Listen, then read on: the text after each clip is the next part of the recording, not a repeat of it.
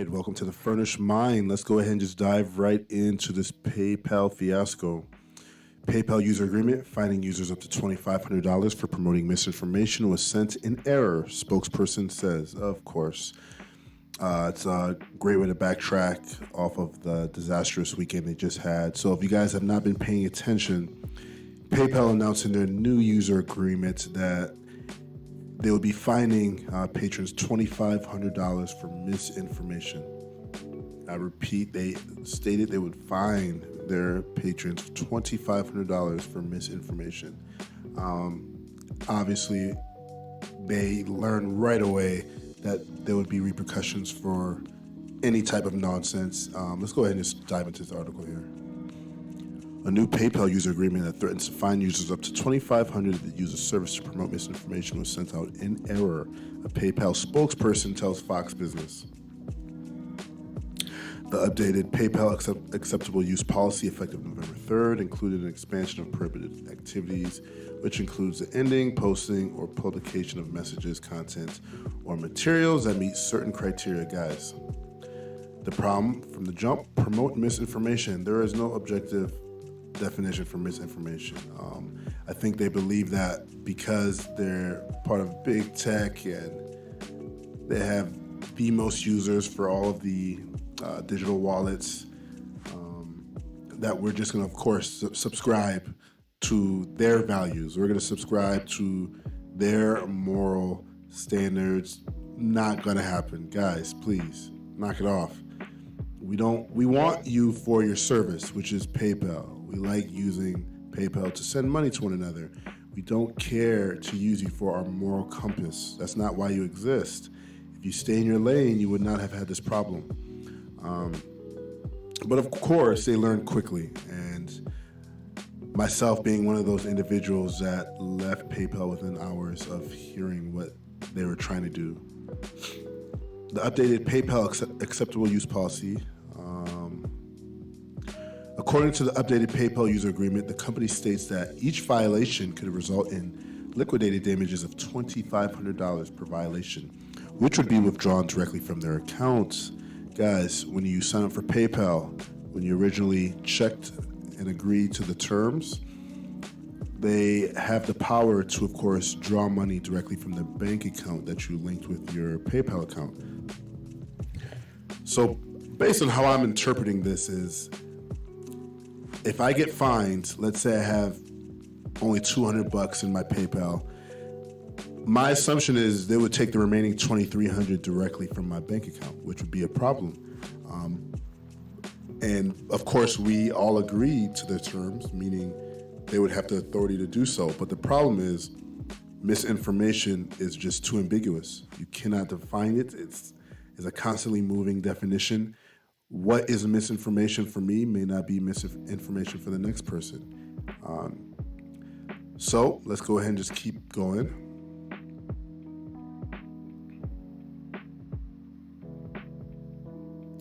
Let me jump down here. However, when contacted by Fox Business, a PayPal spokesperson said that the acceptable use policy notice went out in error and that the company will not fine users for misinformation. Guys, this is just level one.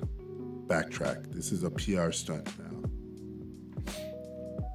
The repercussions of their sudden change was just financially just too difficult. It devastated the company last weekend. We'll of course jump into that information in the next tab here. But they wrote the policy, they were preparing to release it, and now they're saying it was released in error. Are you sure? That sounds like misinformation to me. I don't know what to say about that one. PayPal says policy to fine customers for misinformation was an error. So check this out. I think this is probably why it's all of a sudden an error. Shares of the San Jose, California-based company were down nearly 6% after the update, which PayPal said included incorrect information, sparked intense backlash on social media over the weekend. I think we just hit them where it hurts. After this began to trend, I saw it on social media originally. I was driving and I was trying to get home because I was like, okay, I just read this. Let me get home, and I don't remember my PayPal password, but let me get home so I can delete my account. And of course, when I tried to delete my account, I was met with error after error.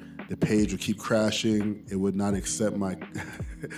This is not even a joke. It would not accept my decision to close my account. I had to do it a couple times before I finally got it, but I got it, and that's all that matters. PayPal wanted to find people for misinformation. Guys, they're trying. A lot of these big tech, big pharma companies, and big banks, they're all colluding at the top. They'll never publicly state it, obviously, but they're all colluding at the top. It seems like there's an angle. There's a blueprint that they all share, and for some reason, it seems that we're all just gravitating in that direction. I think censorship is a big part of what they want in America. To me, I feel like China is the blueprint that our nation's leaders are trying to emulate. Why? Because it's communist. No freedoms for the individual. All the power rests in the hands of the government. You don't even own property. Property is more so a service created by government. No free speech. You don't like your politician, you get canceled for mere criticism. And I think that's just the direction our country wants to go in, and it's just very difficult for them because here in America there's just too much. We have too much freedoms. We have too many platforms that we can create our own. Like just having YouTube in general, they hate this idea that we can just have our own platform, speak our own truths, and make something happen, garner more followers than primetime CNN, and they don't like seeing that. Why? Because they cannot control the flow of information. So I think the next best move is hit people where they bank, where they buy their groceries, where they gather as a community. That's where you hit them, and then they'll start to see the snowball effect where people start to just kind of dive and get in line. Honestly, as of right now, I want to find an alternate to PayPal. If anybody knows any great services out there, just let me know. But as of right now, I guess I just have the basic Cash App. I've been looking at Zelle, seeing what they offer. But other than that, what do you guys think? Was this an accident? Did they do this in error? Or they knew exactly what they were doing and they're just trying to backtrack? Of course, you guys let me know. Again, thank you for tuning in. You guys have a good night.